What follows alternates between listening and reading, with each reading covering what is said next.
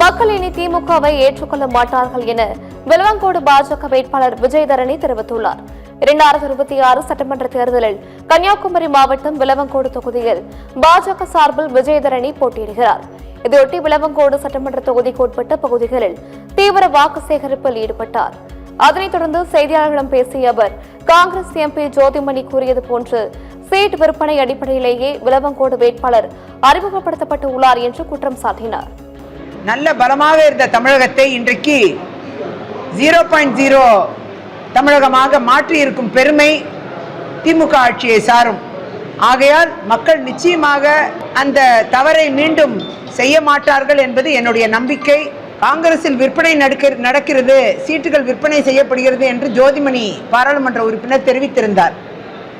அந்த விற்பனை என்பது வெகு பயங்கரமாக விளவங்கோடு தொகுதியில் தான் நடந்திருப்பது உறுதியான ஒன்றாக பார்க்கப்படுகிறது.